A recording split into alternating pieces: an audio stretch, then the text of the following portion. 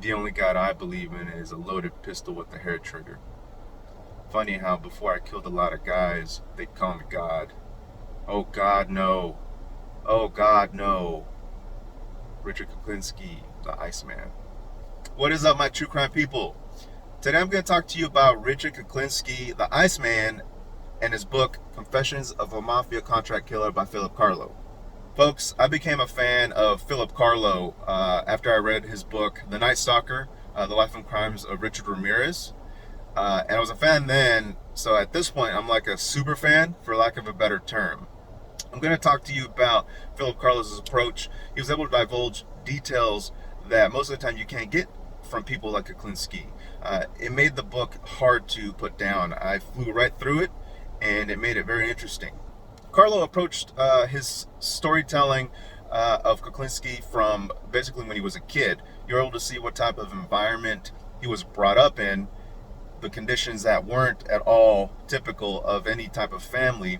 And so this kind of helped mold him into who he became, this big time mafia contract killer.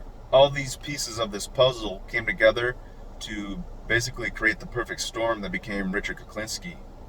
Aside from the writing style, as I mentioned before, the author was able to interview Kuklinski and gain a lot of details you typically wouldn't find from this type of personality. That made the story much more fascinating, and actually you would see it from Kuklinski's point of view. And with those details, we're able to see his path in life, rather the crimes he committed in his life. Another interesting point about Kuklinski was that, yes, he was a killer, but at the same time he was a contract killer for the mafia, which made it that much more interesting because we all know about mafia and what they're capable of. This guy was one of those guys that took care of those things for them. Another interesting point about his story is that, yes, he was a killer, but he also got paid for it. He was hired by the mafia, and he made a lot of money killing off people that did things the wrong way against the mafia. This made it much more interesting because we all know about the mafia and what they've been capable of. Now you have someone else connected to it that wasn't necessarily Italian, but was hired by the Italians to off people. And on top of the readers being taken into Kuklinski's environment and behaviors and childhood and connections to the mob, we're also taken into Kuklinski's creativity and curiosity. His creativity and curiosity had to do with how he killed people. He was never satisfied in the ways he killed people. He always tried to find new ways. So to him, it was like a science. He really looked at it that way. And while we're taken into this world that he lived in and became a part of, we're also shown that he was a family man, which is one of the wildest parts of this story, is that he tried to mask his life with a fake family life that he considered his main priority in life. He did all these other things so that he could have a family. It's wild. The story is so wild.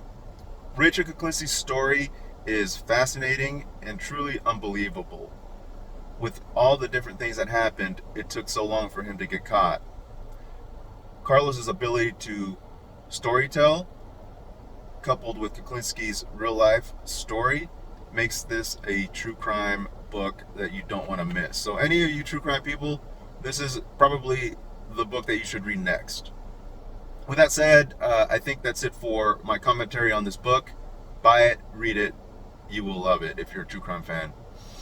I will try not to space out my videos the way I have been lately. I have a new work schedule and that kind of changed things for me, but I will be back and I will be reading some more books and I will do my commentary on these books. If you found this useful, please comment, like, subscribe. I'd like to hear your feedback. If you've read the book, let me know. If you haven't and this helped out, please also let me know. If you want to have more dialogue in comments, please do so. Thanks again, and I will see you next time. If they wanted a guy tortured, I did that. If they wanted a mark to disappear, I did that. I really got to enjoy the planning, the hunt.